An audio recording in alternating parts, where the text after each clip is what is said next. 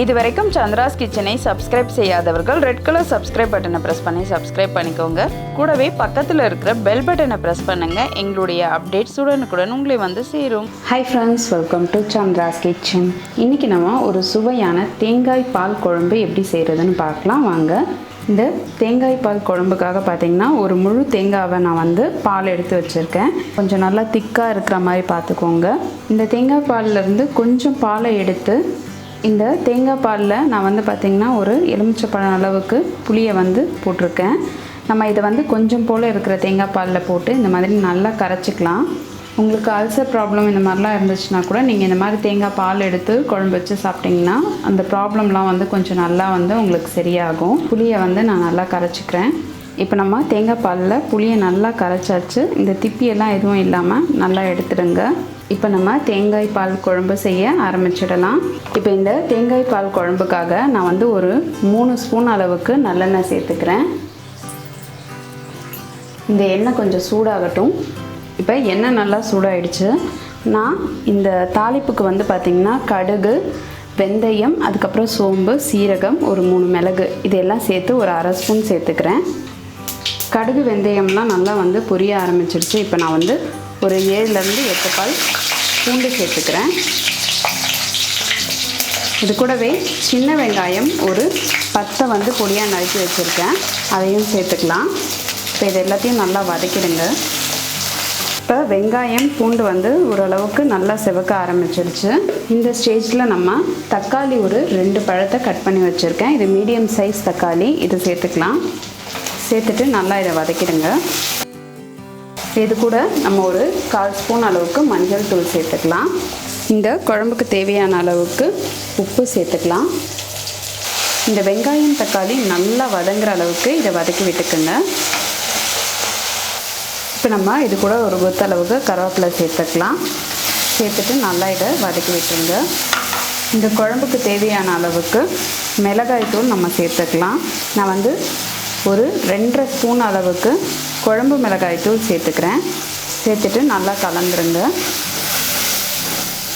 இப்போ நம்ம ஏற்கனவே புளியை தேங்காய் பாலில் கரைச்சி வச்சுருந்தோம் இல்லையா, அந்த கரைச்சலை இதோட சேர்த்துக்கலாம். இப்போ இதை எல்லாத்தையும் சேர்த்து நல்லா கலந்துருங்க. இப்போ கொஞ்சம் போல் தண்ணி சேர்த்துக்கலாம். தண்ணி சேர்த்துட்டு இது கொஞ்சம் லைட்டாக கொதிக்க விடுங்க. இந்த மசாலா கொஞ்சம் லைட்டாக கொதிக்க ஆரம்பித்த பின்னாடி நம்ம ஏற்கனவே எடுத்து வச்சுருக்கோம் இல்லையா தேங்காய் பால், அந்த தேங்காய் பாலை இதோடு சேர்த்துக்கலாம்.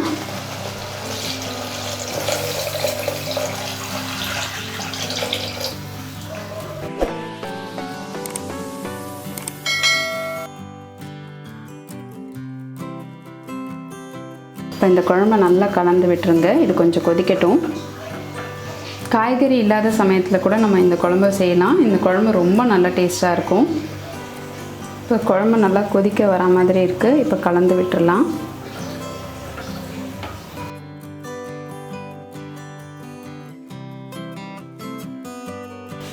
இப்போ குழம்பு நல்லா கொதித்து பொங்கி வர ஆரம்பிக்குது. நம்ம கலந்து விட்டுடலாம்.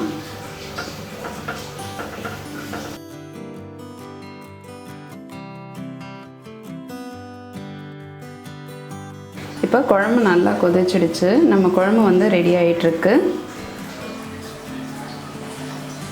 இப்போ நம்ம ஒரு தட்கா பேனில் ஒரு ஸ்பூன் அளவுக்கு தேங்காய் எண்ணெய் சேர்த்துக்கலாம். இந்த எண்ணெய் கொஞ்சம் சூடானதும் நம்ம கொஞ்சம் போல் தேங்காவை அரைஞ்சி வச்சுருக்கிறத இதை சேர்த்துடலாம். சேர்த்துட்டு இதை நல்லா வதக்கி விட்டுருங்க. நீங்கள் தேங்காய் எண்ணெய் இல்லைன்னா ரீஃபண்ட் ஆயில் கூட யூஸ் பண்ணிக்கோங்க. தேங்காய் எண்ணெய் சேர்க்கும் பொழுது அது நல்லா ஃப்ளேவராக இருக்கும். அதனால தான் தேங்காய் எண்ணெய் சேர்த்துருக்கோம். இதை நல்லா கொஞ்சம் வதக்கிக்கோங்க. இந்த தேங்காய் கடிப்படும் போது கொஞ்சம் நல்ல டேஸ்ட்டாக இருக்கும். அதனால தான் நம்ம வதக்கி அதோடு சேர்க்க போகிறோம். இப்போ தேங்காய் நல்லா செவந்துருச்சு. நல்லா கொதிக்க ஆரம்பிச்சிருச்சு. நம்ம ஏற்கனவே வறுத்து வச்சுருக்கிற தேங்காவை இதோடு சேர்த்துக்கலாம். இப்போ நம்மளுடைய சுவையான தேங்காய் பால் குழம்பு சூப்பராக ரெடி ஆகிடுச்சு. நீங்களும் இந்த தேங்காய் பால் குழம்பு உங்கள் வீட்டில் ட்ரை பண்ணி பாருங்கள். ட்ரை பண்ணி பார்த்துட்டு உங்களுடைய ஃபீட்பேக்கையும் கமெண்ட்டையும் எங்களுக்கு சொல்லுங்கள். இதே மாதிரி இன்னும் நிறைய ரெசிபீஸ் உங்களுக்காக வந்துகிட்டே இருக்குது. இதுக்காக நீங்கள் செய்ய வேண்டியதெல்லாம் சந்திராஸ் கிச்சனுக்கு இது வரைக்கும் சப்ஸ்கிரைப் பண்ணலாம். சப்ஸ்கிரைப் பண்ணிவிடுங்க. பக்கத்தில் இருக்கிற பெல் பட்டனையும் ப்ரெஸ் பண்ணுங்கள். நான் இன்னொரு சுவாரஸ்யமான ரெசிபியோடு உங்களை சந்திக்கிறேன். நன்றி, வணக்கம்.